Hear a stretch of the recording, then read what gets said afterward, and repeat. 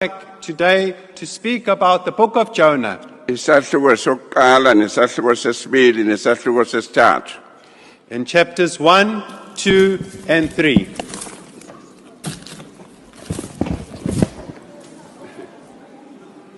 Mambe. Yeah. Isiyabona. That's it.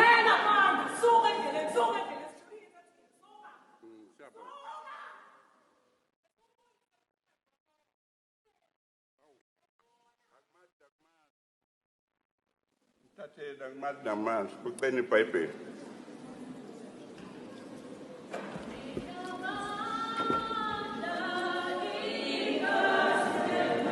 Angmazi nje bazalwane idimoni lakhe. Bethela.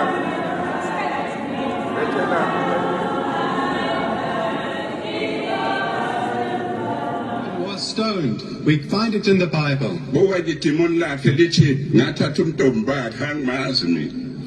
Her demon said that I took her virginity. I don't even know her. Imagine ukuthi ukhona la kwesiza abantu kodwa angazi futhi ngiyambona nje esanje phuma la ngathi hawu nangezi umuntu uzongiqonisela umbhobho yini kanti uthunywa idemon lingalo. And I have seen her here at the mission. She came, what's she doing, straightening the mic for me, and there she was taking my Bible. Kwakwamaphumo bathi uthandazela omunye eseshilo ukuthi singamakhulu amangaka sinamakhulu amangaka aphuma amakhulu amabili. At Mapomola, when we were praying for someone, and they said, we are legions, hundreds, 100-fold, and 200 left. And then the demon spoke and said, there's 100 left. Reverend Stegan said, now take her out. Some have left of the demons, but now let them see a counselor. Came back and was prayed for. And then the demons left and said, I am now free. Someone nanginibingelela namngelela channel Maswiti Mana Production obingelelayo umxolisi ufana kadla maphansi le enkandla mangabe yaqala ukufika cela nje isiqiniseko sokuthi ucofa subscribe maqedwe bale video ushaye like bese kuyakhomenta kulolu daba lo namhlanje manje kwethu udaba engifuna sikhulume ngalo namhlanje limayelana nale video oqeda kuyibona njengamanje lapho khona kuvesane kwathele kowesifazane osasemncane esontweni waqonda ngqo kumfundisi wafike wamphuca iBhayibheli wabeke esebaleka nalo ethi ke seyophuma ngomnyango wazwakala ke esithi ushumayela amanga wangikhohlisa wena wangiphuca ubuntombi bami. Umfundisi ke lona uthi ho angimazi nokumazi ke lo sisi ngazi ukuthi nje wakhona la endaweni kwasiza abantu mangabe sethi ke ngathatha umntombi bakhe cha ukhulunyiswa ke yiwo amadimoni njengoba ke umuzwa echaza. Kanza kwethu ivideo njengoba kade usuyizwile mangabe iqala ngizophinde ngidlale futhi bese ke hlangana nama comments ungitshela ukuthi wena ingabe ucabangani ngabe mhlawumbe usisi uyamsukela umfundisi noma mhlawumbe kukhona vele okushaya amanzi phakathi kwabo umfundisi usesaba nje ukuveza ihlazo phambi kwabantu la hlangana nama comments uphinde ungakhohlwa ukusubscribe no like ngiyabonga. Today to speak about the book of Jonah. Isahluko sokuqala nesahluko sesibili nesahluko sesithathu. In chapters 1, 2, and 3.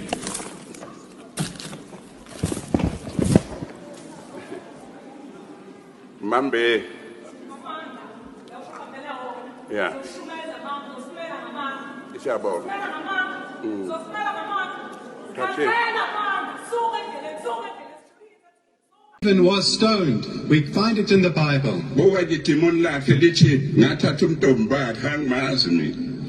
Her demon said that I took her virginity. I don't even know her. Imagine ukuthi ukhona la kwesiza abantu kodwa angazi futhi ngiyambona nje esanje phuma la ngathi hawu nangezi umuntu uzongiqonisela umbhobho yini kanti uthunywa idemoni lingalo. And I have seen her here at the mission. She came, what's she doing, straightening the mic for me, and there she was taking my Bible. Kwakwamaphumo bathi uthandazela omunye eseshilo ukuthi singamakhulu amangaka sinamakhulu amangaka aphuma amakhulu amabili. At Mapomola, when we were praying for someone, and they said, we are legions, hundreds, 100-fold, and 200 left. And then the demon spoke and said, there's 100 left. Reverend Stegan said, now take her out. Some have left of the demons, but now let them see a counselor. wabuya wathandazela Came back and was prayed for. laphuma idiliboni lathi sesikhululekile And then the demons left and said, I am now free. manje